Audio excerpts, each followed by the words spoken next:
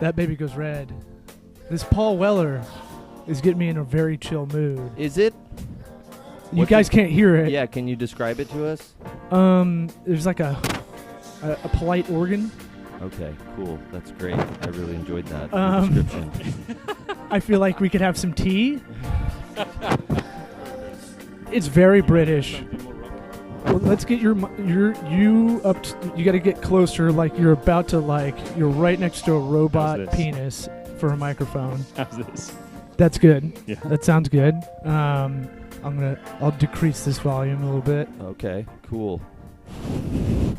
You can't. We don't know. I feel naked right now. I don't like not having headphones. I don't have a mic stand. So I'm all flustered. To everybody, we're upgrading a lot of stuff. We have a new studio in the works, and this is our skeleton equipment. So it's a little, if you hear some pops, you hear some whatnots. I'm hearing some sweet Paul Weller. What are you hearing? Nothing? Nothing. It's silence. You'll nice top it off with a hottie toddy. Yeah. Ruin my day. Can you sing? No. Simon, have you listened to the show before? No. That's fine. I have not. Don't be embarrassed. You didn't look like you were, but don't worry about it. Because I always start the show with my call-in, which is the hottie toddy. And we got directed by John Paul today. Oh, yeah. Welcome John Paul's back. over there. I forgot to mention, and he said specifically for me to say, hey, don't forget I'm behind the camera. If you... he did. He whispered it, too, because he was embarrassed. And if you want to know who that is, you can go back to the episode, 4 weeks ago, 5 weeks ago? Something like that. About how to get over mental hurdles. Let's get the show going.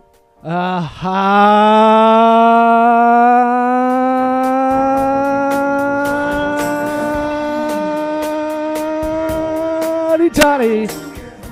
God almighty.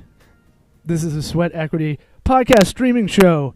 Our guest, Simon. How do I say your last name? Amesbury. Amesbury. Very English name. I saw your name in the email, and I was like, ooh, that's a very British name. It is. It's a British town. I was doing my British voices all the way here, just playing around, and turns out you're British. I had no idea. The most British name ever, Simon Amesbury. Yeah, we got up a couple weeks ago, and we were talking about, I think what you're doing with home building is interesting. I feel like there's a lot of knowledge out there a lot of people don't understand. I guess kind of explain who you're with, what you're doing, plug anything, websites, social media, any of that. So I started with a company called Allaire Homes about 5 months ago, and this is a new office in Tampa for us. Yeah. We've got about 105 offices across North America, and we are in the residential and commercial construction. Personally, I'm just in the residential sphere, so I'm doing custom homes and remodeling. So we're not in the production home business. We're just in custom. So we build exactly what the client wants. And it's vital, therefore, that we know what the client wants and that we get on with the client really well. So we're very relationship driven. We have client control processes that are very transparent, that are trademarked, so no one else can or uses them. Mm-hmm. And we hope that living better starts here is our motto. And we hope that we can make residential construction a fun process again. What do y'all see, I guess, as a company, a bit of a disruptor of sorts for the home build? It doesn't. We kind of talked about it, previously. We kind of talked about it doesn't have to be as shitty of a process as it is. Yeah, it's it a seems broken like y'all, process. What I think was interesting for you to come on was y'all have a different kind of outlook. I feel like a lot of builders don't in the commercial residential area. Yeah. So put yourself in a client's shoes. Most of our clients, when they come to us, there's a ton of uncertainty. Yeah. Right? It can be a very stressful process to start. It's obviously it's a huge investment for most of our clients. Most of our clients won't spend more than they do on their custom home. And residential construction has got a bad name because it's a broken process, and it has been for a number of years. So the typical way that clients and contractors would interact is that contractors will give them a quote based on hopefully just drawings or hopefully a little bit more, but most of the time it's just drawings. Yep. And that's only a little bit of information. So contractors then put in allowances, and then the client chooses the lowest price, typically the lowest price one, and they get into this adversarial relationship almost off the bat, because now the contractor's got to find his margins. He's won the project on the back of a really low margin on a low price. How can I get no that Chinese information. drywall, get that profit Yeah. margin Right, up? exactly. And it's not just the contractor's fault. It's both sides of the fence, to be honest. If you pay for what you get. So Sure. if you're looking to get a really cheap job, it's usually someone cheap who's going to do it. So it's about trying to correct that process. We have beer in here. We've got some booze right here if you need some too. Spiced rum over here. Yeah. It's about trying to correct that process. So with this client control exercise, if you like, that Alair has come up with, we're able to take the client from that uncertainty and give them certainty before they enter into a construction contract. Yeah. Yeah, I mean, go ahead. Well, when you say customized, how customized are we talking? I'm just curious in terms of how far are you getting down into the customizations and kind of. We going Mike Tyson crazy? Yeah, how does it? Do you guys assign a person for each home? Do you have? Yes. Okay, so Did y'all do the board game house? Have you seen that in Florida? No. Every room's a different board game. No. What are you Okay, talking about? never mind. Yeah, moving on. Yeah. I think I saw that on like BuzzFeed or something. I was like, cool. What? It's a board game. Every room's themed like a board game. What, painted?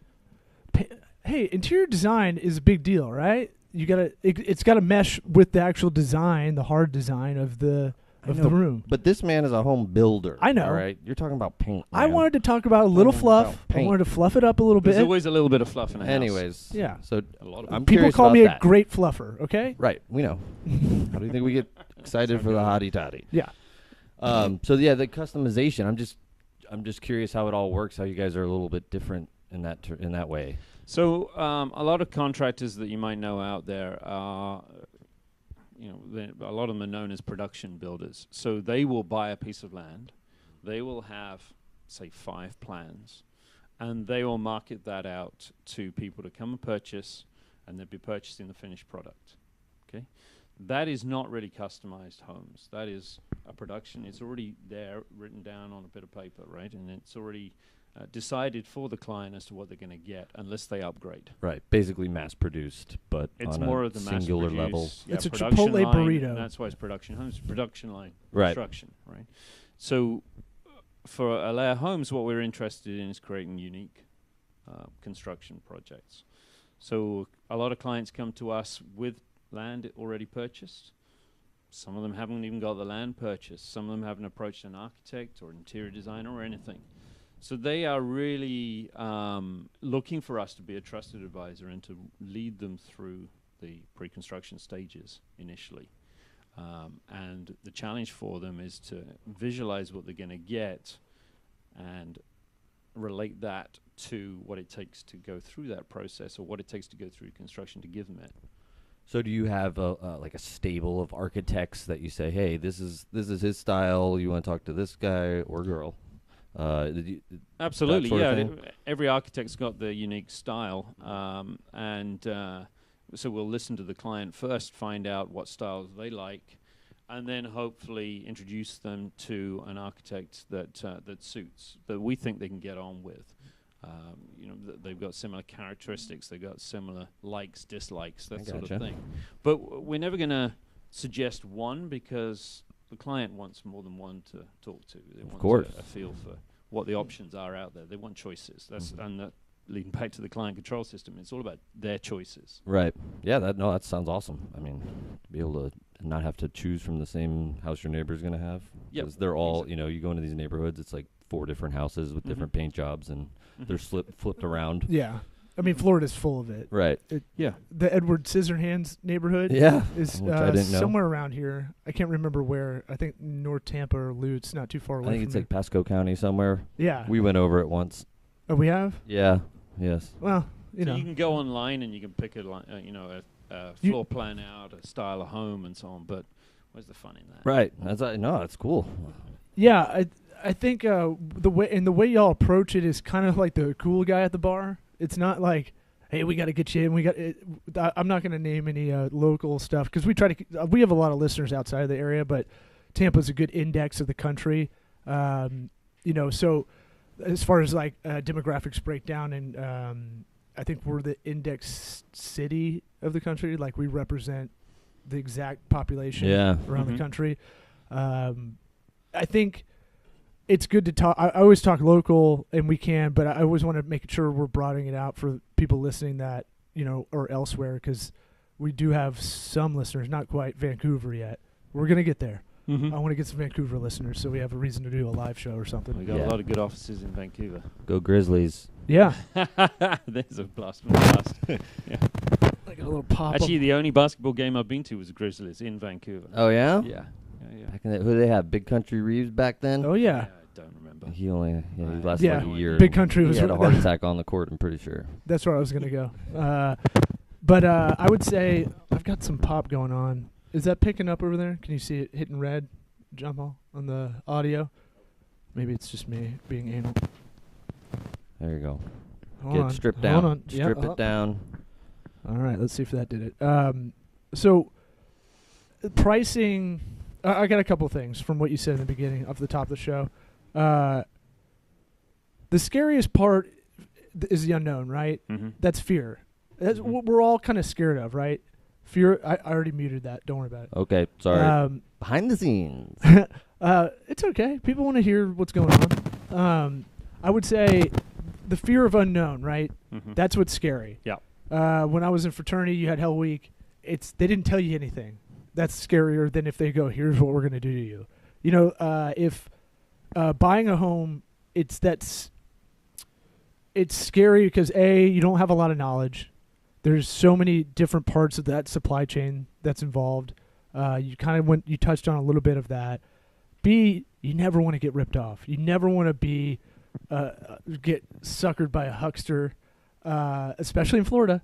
Don't get me started on my AC guy. No, go for it. I don't. Oh well. Rant. No, Rant, I baby. just got I'm because pricing's the hardest thing in business, I think. Oh well, I'm in the process of getting a new AC guy because I hired the wrong company, bought a new machine from them like 5 years ago.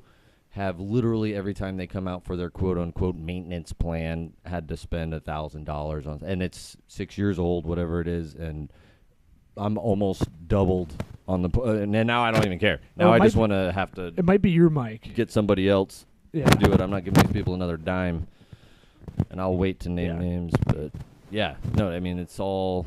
It sucks because I went on the reviews, checked the reviews, didn't check them enough because all their reviews were 5 stars. The only review they got that person made was for this company, And that's just maintenance. Yeah. So then you think about I know. what goes into installing that system to start with and how you price that out. Right. It's not just a finger in the air process. So, and we don't make the prices up. We don't make the costs up. They're out there in the marketplace. Right. It's labor, materials, plant, and then overheads and et cetera, insurances and all those sorts of things that go into it. So we're very much a construction management model in that we will go out and we will find the best people for the project. Now, that might not be the cheapest one. In fact, most often rarely it's not is the cheapest one. Yeah. It's finding those reliable sources. It's reliable suppliers and subcontractors. When you do a schedule of a construction project, there's always a critical path. And if something's on that critical path, those are the things that you do not want to be changing. Right? If you can help it. Yeah, things change. There's a lot of we talk a lot about if this then that kind of stuff when you're doing projects. Yep. And we get caught up sometimes. We try to explain to clients. There's a lot of similarities in our businesses. Yours has empirical evidence of how much stuff should cost. Ours is kind of it's still kind of in the ether, in the air, right? Still. Yeah, how much should bit. this labor cost? Because it's wildly. You can get someone in the Philippines to do it for $4, but that project management skill, just like getting illegal guys to do home building work. I mean, that's. I'm not pointing at you. They can be unlicensed or licensed, and there's a big difference. Sure. Oh yeah, that's big. But a lot of people don't know that a lot of labor rates for various industries are standardized lots of times where it's like this is a standard labor rate for this job, like they rate it out in hours. I mean, I'm just going by like auto maintenance sort of stuff. Well, where they picking up a guy at Home Depot, I heard someone did a test where they were like, "What do you think the rate would be in LA?" And it was like, everyone's like, "I don't know, $8." I'm like, no. 75 an hour. No. But I mean, if you have skilled guys, right? Yeah. But if you're picking up illegal guys at Home Depot in LA, it was like 15 to 20 an hour. And some people were like, "What? Really? You can't get them for $5?" It's like, no, that's the market. The market demands the price. They got to eat. They got to live. Right, and you're doing it under, you're doing it under the table. So there's, you're saving so much money, but there's risk. Yeah. There's risk. Also, most of our might not clients No. much risk. And you get numbers. Yeah. We're not about to do that. So hold on one second. I don't know if this is mine. Let's go with yours. Yeah. Is it popping real bad? Popping? I think it's coming from his. Yeah, there it is. It's his cord. Oh. So hold on to that with your left hand, and we'll see. Here, if that I'll works. just. Oh my God! It sounds like we're in a boat. How much longer do we have? It sounds like we're in a sailboat. How's that? Oh, Yeah. Riveting podcast stuff This here. is how we do it. Professional. Holy shit. Yeah, do it. Take your shirt off. Hey, can you go on the YouTube feed Bring us back. and see what it sounds like, please? Thank you. Do you want to continue? Yeah. Just keep going. Oh yeah. We're not gonna even edit that out.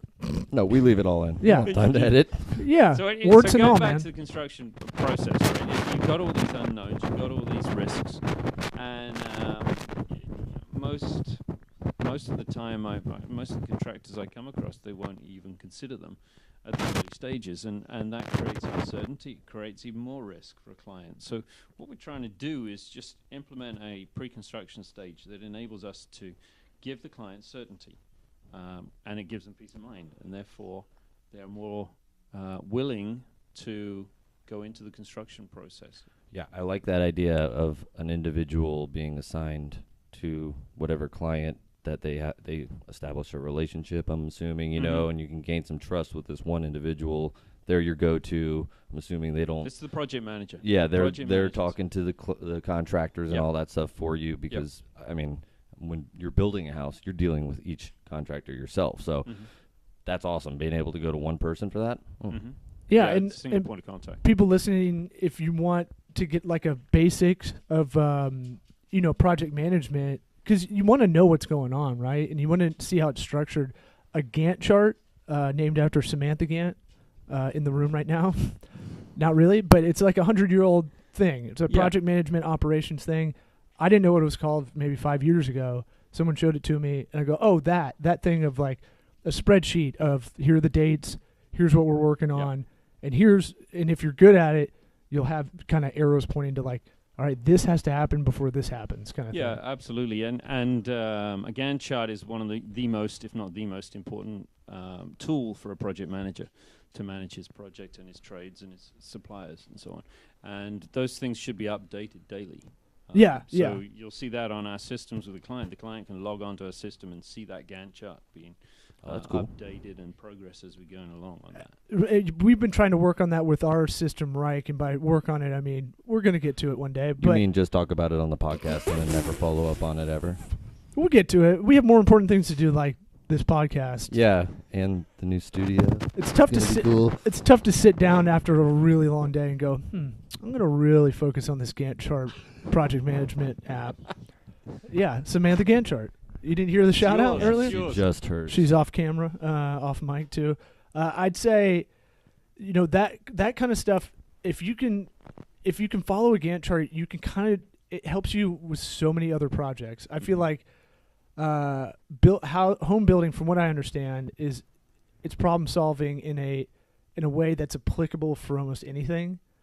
Because if you can figure out because humans are the hardest part, right? The humans just scrambling around. Then you got weather sometimes that'll delay you. Then you got the city city or state, depending on where you're at. Kicking your door down. Well, I mean, like Where's the drugs? So I won't go on my hour rant about the appraiser we had, but I mentioned it on the last episode, and then we were trying to buy a new house that was being built. I was telling you about it. I think 3 or 4 weeks ago.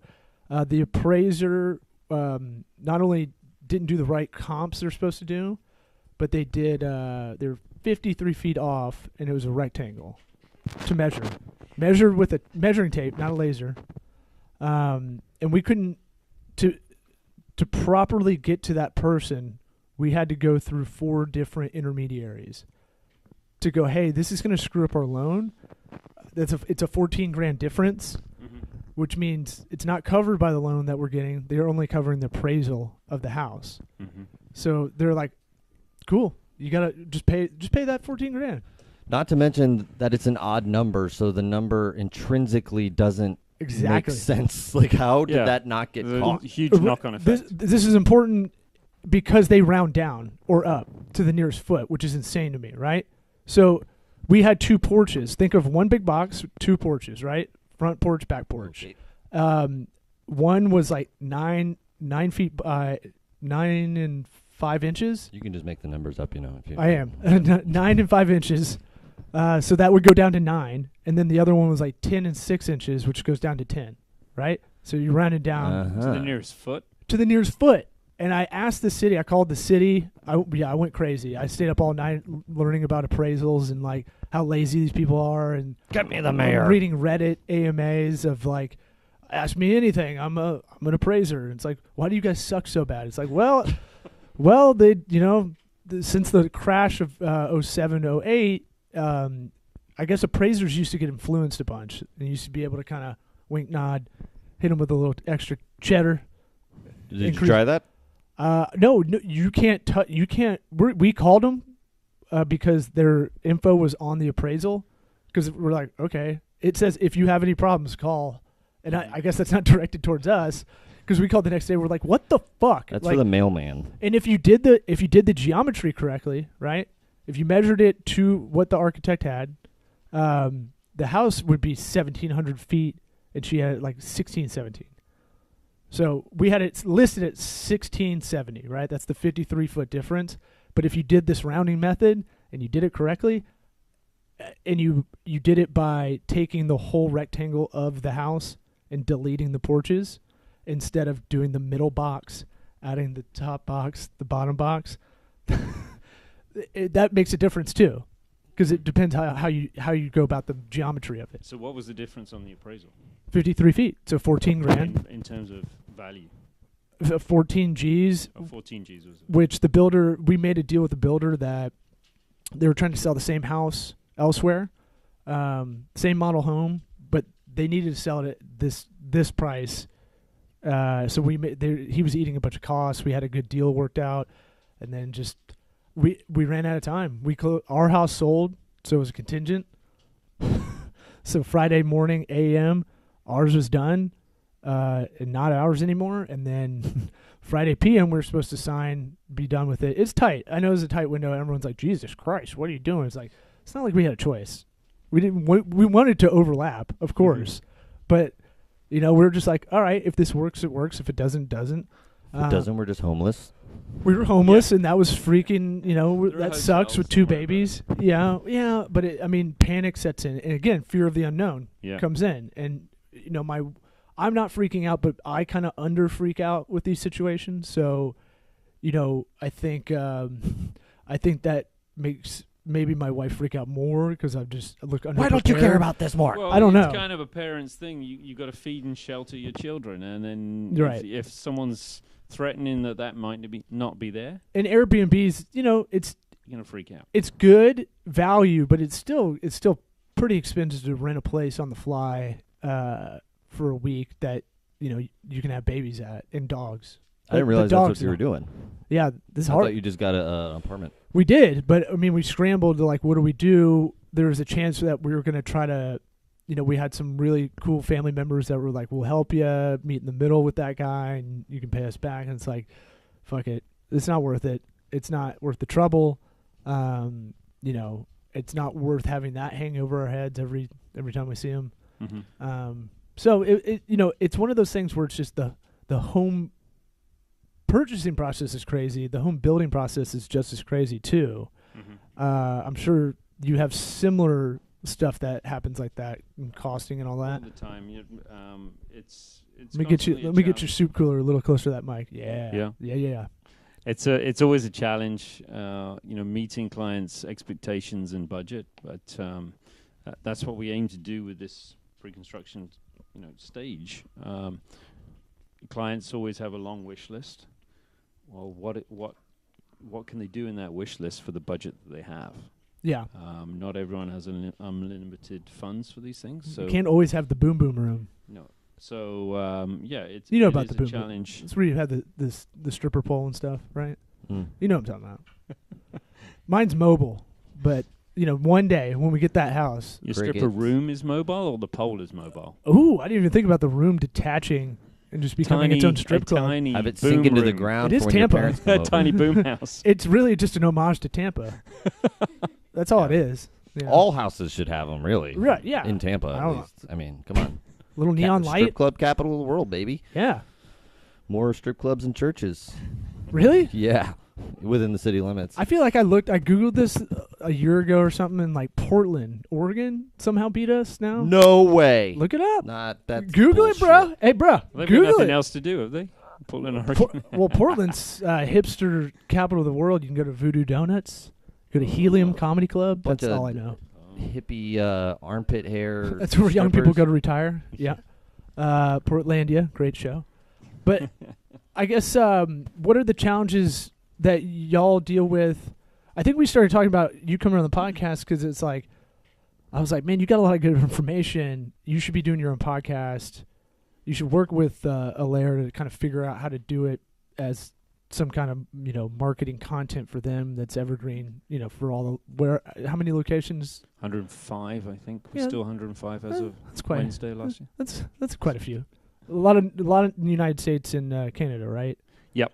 Both Canada and the United States. Yeah, head office is up in BC, Okay. Canada. Oh, nice. So Vancouver was on point. I didn't. Yep. Yeah. Okay. Very close My by. Canucks. So nicest city, cleanest city I've ever been to. I love it. Beautiful place. So I didn't know. My buddy put me in a hostel. He's like, I was on the phone with him, and I was going up from Seattle. Just wanted to go to Vancouver, and he was like, "Dude, you got to go. I'll get you. I'll call the hostel. I'll find it for you, and I'll send you the address." And he put me in a hostel in like the gay area of Vancouver, and I didn't know it. And I was like, these guys are really friendly to each other in these bunk beds. I was like, oh yeah, maybe it's just stop being so uptight. Maybe they're just a lot chill. And I walked outside, and there's like two lumberjack bears, hand in hand, walking in the street. I was like, oh, either he fucked with me on purpose or an accident, but Or he thinks you're gay. or that. Hey, Thought you was making your day. I've said it a lot. My life would be a lot easier. It would be a Yeah. lot easier. Mm-hmm. Off topic. Yeah, you really haven't listened to the show. No, I haven't. Sorry, we should have warned him, I guess. Yeah, we get on Tangent Highway, so we'll get back in. But By the way, you were right about Portland having the most per capita strip clubs. I don't know. we can't have anything It's here. not exactly a super scientific breakdown, but I don't know. Yeah, Tampa's actually really disappointing on this list. It says they only have 28. That's no. Well, a bunch I've shut been down. to 29. 28. Legit 28. I went to my first one when I was 14 here. Yeah, Mhm. 7 Cs. Yeah, 7 They let you C's. in. Was that it? Yeah. Jeez. Braces. They would let anybody in. Braces, a My cast. son is 14. I can't imagine him going. They shut down now. Well- We'll find a different one for them. Yeah, there's a restaurant. Yeah, we'll find them the lobster special at the other one. They used to call it 7 Diseases. I walked in and saw a pregnant lady in a shower scene. Yeah. Oh, you too? Me too campaign? Yeah. Oh, I thought you were saying that was you. Yeah. She would have also been 14. That would have been Or my younger. test if I was gay or not, I guess. If that was a choice kind of thing. I'd Mhm. walk in and be like, nope, I'm out. I'm done forever. Later. But you still maintain. But I wore my Umbros like a proud, gross 14-year-old. Walked in there with braces and a cast. You for real wore I Umbros? swear to God. That's I went with my best friend's cousin. Him and I put in Swisher Sweets because he could drive a Jeep. And then our other two best friends had to wait in the car because we had to do it teams. Where you're like, okay, who looks the oldest? You had to like kind of strategize in the parking lot, like, okay, I'm gonna go in, and then like their cousin got frustrated, and I got frustrated trying to strategize. We're like, fuck it, let's just go, and we walked in, and it was like they didn't get allowed in, so they just sat there like, oh, I wonder what it was like. But you got it. I got in, yeah. So the strategy actually worked. I was gonna say, no. People go with I should have gone in with strategies. one of the guys that sat in the car because both of them looked younger. Okay. Oh. Right. So you're like kind of the. I was an uglier kid growing up because you're the guy that has to go buy the beer, you know, because you look older. If you're fugly, you look a little older as a high school kid. Thus, you buy the beer for everybody. Yeah, you had the head size of a grown man. Yeah, and I hang out with people that are like 5 to 10 years older than me. So I felt like I was like, yeah, Webster, you know, you watched that the other night, Papadopoulos. Mm-hmm. And they bought it. Yeah. No, I just found one gas station that would sell, and then I had to do it for everybody. Yeah, we found one too. All right, well, Things are slightly home different building. in the UK. Anyways, What? Yeah. What? I want to hear in the UK. In the UK, this is kind of building related. You can just pee on the building, right? Because no, in London. No, you get arrested for that. What? I thought there's some places where they just said, "Fuck it." If people are going to pee on there, well, let's make designated outside areas where people can pee. No. What? Nope, I nearly got arrested for a friend doing that. Someone lied to me. you almost got arrested for your friend peeing outside. Yep, I used to play rugby back in the UK, and we were in a pub called the Refurbished in southeast London, and I got thrown out of the pub because I knocked a pint of beer over the landlady. Fair enough. So I was outside waiting, wondering what to do, and my buddy came out. He had actually made me turn around and react and knock this pint. So he came out to apologize, and he started to pee on the wall. Yeah. And just as the cops came around the corner, they loaded him in the back, and then I said, "Where are you taking him?" And I nearly got arrested myself. So Oh, okay. So he got arrested. can't do that. The You didn't potty get wagon. framed. Yeah. Nice. Just so you know, I'm You going get to that apologize to anybody else. Well, sorry, did you have a dad joke you wanted to display? The potty wagon? Yeah, thank you. I'll be here all night. To be All right. righteous. He's a stand-up comedian. So what do you see as challenges in this industry? I mean, Okay, so I'm asked this question quite a bit. So one of the big challenges for us is helping people recognize that custom home doesn't necessarily mean expensive. So when you're buying a home, or when you're looking to move, you've got three main options: buying, purchasing a production home, or going with a custom home. But the budget you have remains the same, right? It's what you can get for that budget. It's finite. Different. Mm-hmm. Which one's going to provide you the most value? Custom home, Yeah. right? So, and you know, as generations have passed, the acceptance of, okay, I'll spend a little less, get a custom, exactly what I want, and then, you know, it's a good way for the younger families to get in to the housing market. So if you take, for instance, around here, if you take what's happening in South Tampa at the moment, there's a boom in the housing market, redeveloping these lots that have got little ranches on them right now. Mm-hmm. And So for those around the country, kind of older money, but mixed with a lot of like people squatting on properties to wait for the value to go up so they can sell them at these enormous prices. Yep. So for instance, the hipster part of town we were trying to buy in, the same house would cost twice as much. Yep. So just but what South Tampa has is really good schools. Yep. And the catchment area is South Tampa, so that's why young families want to move in there. They want to buy one of these homes so they can get their kids into these schools. The problem is, how do they get access to the market when the production builders or the people are buying them at elevated prices, knocking them down, redeveloping, building what we call a McMansion. Yep. So the children are being displaced. So the schools aren't getting their numbers up. So it's one of those. It's a bit of a passion of mine. I've seen it in studying the demographics of South Tampa, and one of the things that we try to explain to the younger generation is that those houses on those lots, most of them are good construction. They just need some TLC, a bit of extension. You can buy one for $350. You can extend it, renovate it. So let's say you throw another $150 into it. Now you've got a 3-bedroom, 2-bath home that's worth $600,000, and you've spent 500. And you put a lot of 450 or whatever sweat it is. equity into it. Yeah. You put a lot of sweat equity. The like titular the comment pun. of the show. Eric Like loves it. Like it. He loves it. Yep.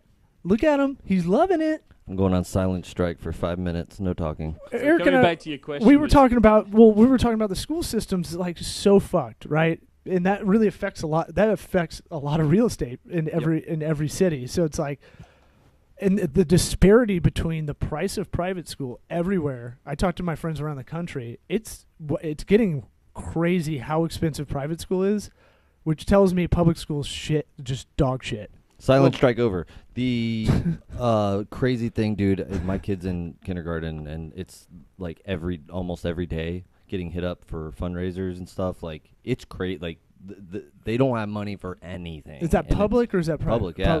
Yeah.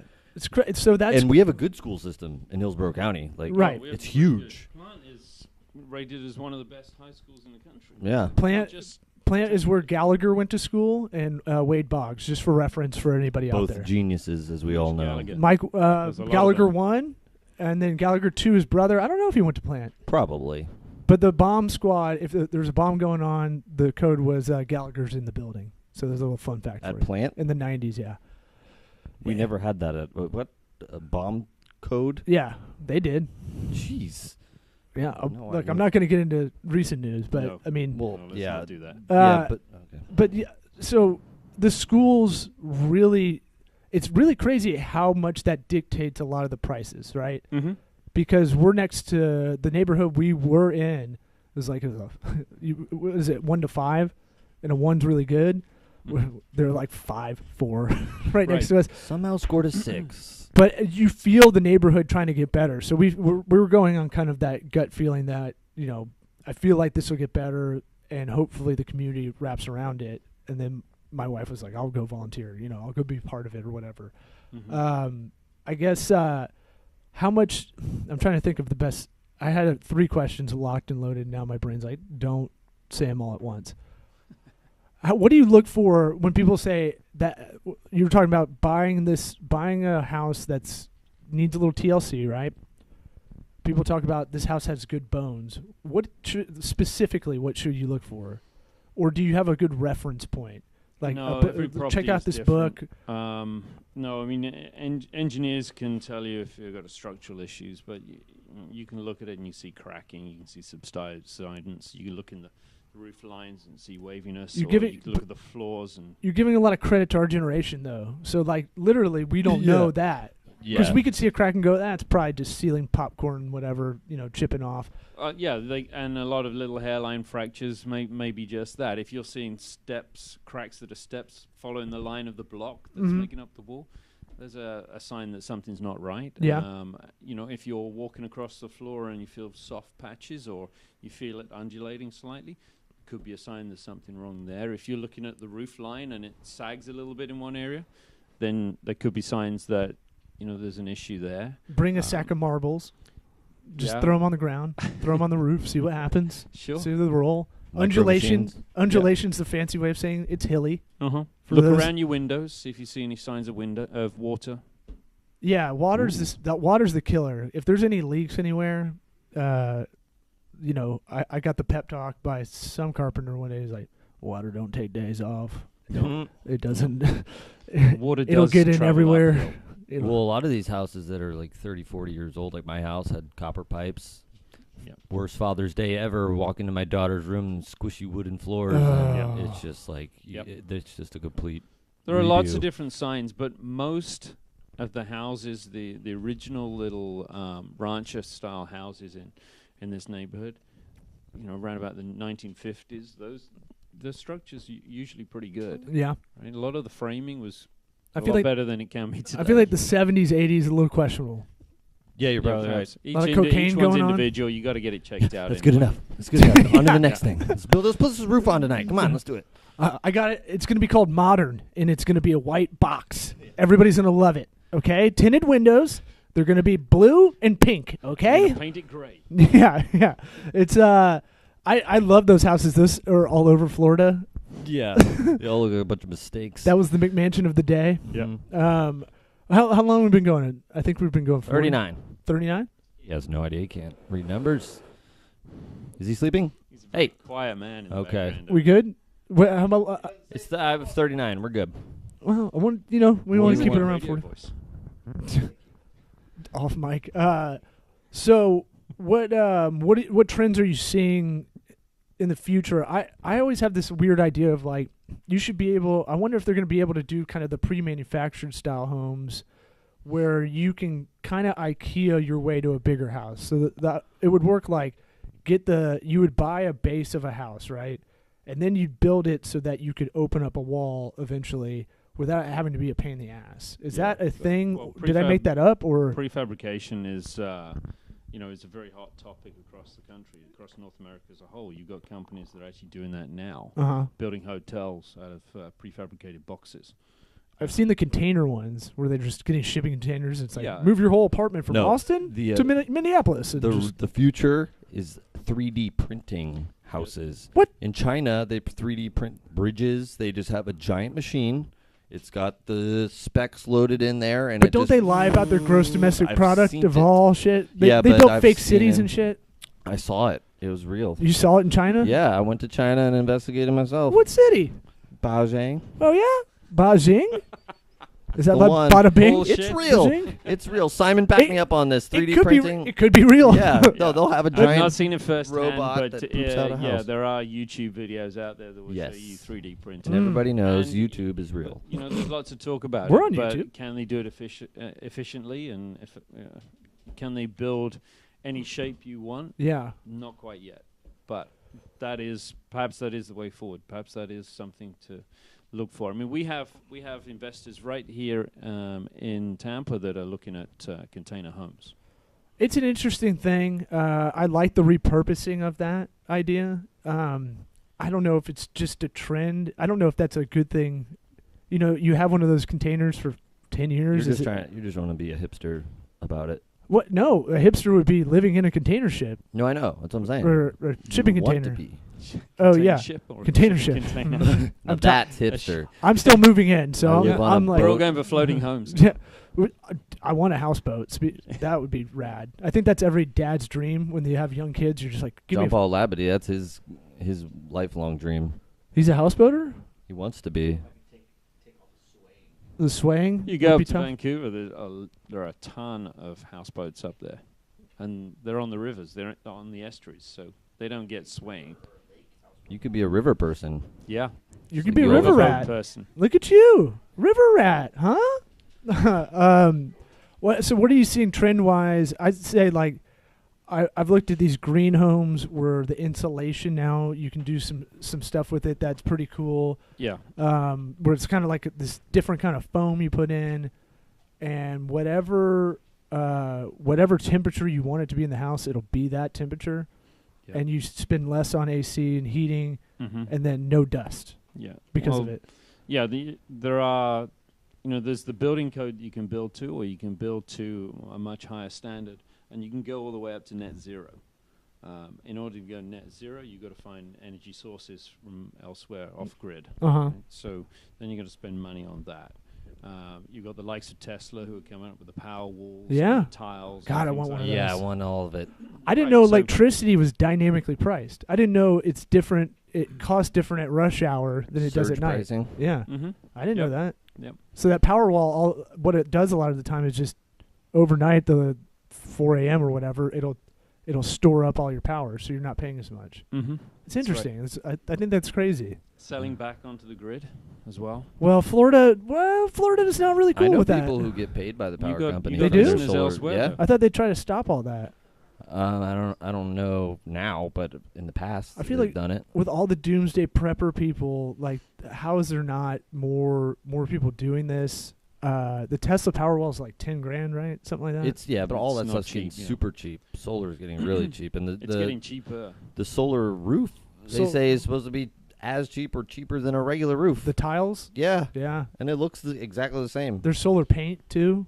I didn't know somehow that. absorbs. I don't know how that works at all, but There's all sorts of other stuff, water collection systems. yep. So Mhm. you're using less water off the. So brown the water, mains. black water Yeah. kind of thing. Geothermal. Gray water.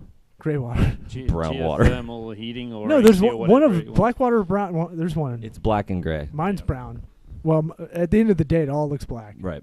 Well, 'Cause the I black just- water is the poop water, and the gray water is just like And then I take my cigars and ash them in the toilet, so it makes a sweet cocktail. I don't think they judge the actual Yeah, color. close. Then sometimes my poop is black, and I'm just not eating really well. You know? Yeah, that can be a sign of an ulcer. Yeah. Yeah. Internal bleeding. Oh yeah. I know. You probably have one. Yeah. No, my stomach usually hurts when it happens. So Mhm. yeah, I've probably Good. got a couple. Good, we figured that out. Diagnosis confirmed. Yeah. Well, you can learn a lot by your own poop. Mm. You didn't think we were gonna Trust go me. there, huh? Yeah. Well, no, it gives me an opportunity to have a drink. You Yeah. know, I can bow out of the conversation. with Out of a couple black minutes. cup, no less. I guess anything we don't do any pre-production, shocker, for anybody listening. But is there anything you wanted to kind of mention, talk about, throw out there that we probably, if we were good at this, we would? We'll have So- a producer soon. I think all I'd say is that if guys are looking at either having a custom home built or remodeling their existing home, make sure you're asking the right questions of your contractor to What protect is- yourself. So, So- examples. 'Cause that's- how many hours? This you gonna show's spend on about my like, job? don't give me this general motivation stuff. Mhm. Tim Ferriss-y. Give me some specifics that I could write down. I could pause this while I'm on my power walk or jazzercising. I could pause this, go back to it, and write it down. Mhm. So I cut you off. So Sorry. how many hours are you going to spend on my project? What is your margin? hmm Um, What's a good margin? Like 30, 40, I wish. 50%, double? No, I don't know. Around about the 20 mark, and it's going to depend on where you are in the world, in North America or the world. But and some people will charge you the margin and just put in hours, which is what we like to do. But we like to show the client how many hours we're going to spend on their project, so that they can then monitor that if they want. How do you justify the hours? Because that's always tricky for labor Mhm. costs, right? That's why I think pricing's really difficult when you go, here's our value, here's our cost rate, here's our bill rate. That's Mhm. internal. Everybody needs to do that. So if you're listening, you're an attorney, anybody that does a billable hour, you have to kind of figure this out. You're doing an Upwork freelancing gig online. It's you have to justify your hourly rate. We can do it we've done it by the competition, but we also we know the value of the end product too, versus what you'll deal with at the end of our competition. Yep. Doing it, or a freelancer, or your cousin building a website or something. Yeah. Well, any rate is made up of different components. So our rates are made up of the salary of the project manager, the insurance, the works comp, all those sorts of things that come into Right. that you have to pay, Right. taxes, etc. So that's how we justify the rate. But it's down to also how many hours. So then we work out with the client. We've got 5 or 6 categories, and we say, okay, so if we're going to meet with you once a week, it's about 2 hours. And you've got let's say a 20-week project here, so that works out to this many hours. But they don't pay for the hours we don't use, Right. right? So, it's up to them how involved they want to be themselves. Most of our clients want to trust us to get on with it. Is that different than the standard? I feel like Yeah. a lot of stuff's flat. Yep. Right. Most in construction. Yeah. So most residential. contractors, you will not know how many hours are allocated to your job when Yeah. you sign the So contract. they factor it in, and then they give you that bottom line, and then So you're transparent you ain't about getting it. nothing. That's the price. Boom, pay We, that. we do it. Completely We're transparent. dumb about it, but I think long term it's better because our services are gonna be transparent Mhm. at some point, and we'll be ahead of that curve. We'll know what should cost what. Mhm. What's the true price is what we're looking for. Mhm. Maybe we need to share notes on how, because we have to look at other industries to figure out the best way to do this, because we're kind of doing our pricing model based on we're just trying to pick kind of protocol from like law firms, right? That's kind of the closest. Well, that's a Mhm. good point. Like you guys are similar, that you're dealing with electricians and all these different kinds, which is what we're doing. We're dealing with logo designers and all these different things. So it's like they have their own pricing. Programmers, yeah. Electricians have their own pricing and that sort of thing. So It's you're kinda probably like- right. It's why I Probably a use good the model house. to follow. I use the house building scenario for Yeah. for building websites because I Mhm. stole it from someone else, but from the Squarespace guru who doesn't have his podcast anymore. I think he got a job and couldn't do it anymore. But Sucker. he talked about it's like building websites or like building a house. You have the foundation, which is like the CMS, WordPress, Wix, Squarespace, Weebly, whatever that is. Then you have the development, the 2x4s, load-bearing walls, framing, all that. And then the design is the CSS for nerds. For y'all, it's the drywall, the paint, all that stuff. Finishes. Yeah, all that stuff. And then it goes like a zipper in that. You do a little bit more, put the fixtures in, then you go over top of that, put some, like a splashback tile, whatever, and it keeps going until you finish. Yep. And that's the best way I've been able to explain it, but, I don't think I would be with a lad today if it wasn't so transparent. Yeah. I enjoy that side of it. Hold on, your mic's popping. It's on my foot. It's on my foot. Yeah. It's a snake. Yeah. It's something where... Is this you? Do I have electrical bolts No, shooting you're out of good. my head right now? Sometimes it's popping so bad, it's like, might as well stop it. All right, It's me. now go. Now you're good. Yeah. Pretty sweet, right? Yeah. You didn't know what you're getting into today, huh? I won't move. This is why they don't tell you before you sit down. No, we don't tell nobody nothing. No, it's we want the honest reaction. This is real life. That's why podcasts are great, because look, there's gonna be words. There's gonna be a lot of stuff like that. I think that's part of the story of doing this podcast long term is the listeners want to hear us fuck up a lot, and Figured out why it's popping. Oh, When you all start talking at the same time, it starts getting red. well, that's part of it too. Yeah, but all right, we'll close it out with what you were about to say. Which was? Because You're going to remind me now. So things that clients should look out for. That's yes. So ask the questions, get referrals, make sure that your contractor is not a one-man band that could disappear with your money. Make sure you know about payment procedures and milestone payments, when they're coming and what they're for, and all Look that. them up online. Yeah, look them up online. Look for reviews. There's a... But the city should have like a bunch of stuff on the work they've done, right? Because Yep. when I was found looking that up out. appraiser stuff, I was like, what has this fucking place done? Like, what has this builder done? Maybe he screwed up, So, so shameless plug, go on to alairhomes.com and there are articles there about what to ask a builder. yeah, it's not shameless at all. I think we talked about it. The advice you can give and impart for especially new home buyers is really valuable. And we were just talking about like, I like what y'all are doing as a company. Just I think a little nudge in the podcast direction. Y'all might be able to bring. We talked about bringing a mortgage broker on. Talk about how you do that. Yep. I didn't know that shit when I was 25. Yeah, there are a ton of steps to getting to I didn't key even in the door. I didn't even know as a business owner that they don't really look at your tax returns the same way until you're 3 years in, and that really fucked us in a lot of just administrative bullshit. So I didn't know that until I'm 33 now. I didn't know that. So I feel like there's a lot of knowledge just in your industry that if you can throw out there, it's huge. Yep. Anything else you got? I feel helped. Yeah. You do? Yes. Enlightened? It's cathartic. Yes, At I least we got to believe- bitch about our houses. Right. All right. Well, nothing else? Oh. Spotify? Apologize to everybody that's to deal with me today, because I will be talking like Simon Amesbury for the rest of the day. Oh, very good. That's pretty good. Not a bad accent. I've got many British accents. Oh, I didn't think Classy. it was British. You I went think it was closer. Australian. Sorry. You went Classy Cockney. British accent. Oh, you going Cockney? I thought he was dipping into I- Cockney. That was classy. Oh. Got my Game of Thrones accent. It's a little bit more harsh. How long do you want me to do this for? Until I can get a song going. Oh, good. You got another What song to else? Go for the jam, please. Finish us off with the jam. The jam will just have to trust you as a jam. I don't know. I just chose Rick Ross. Ah.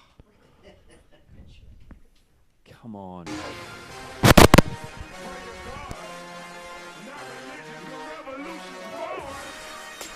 Shut it off.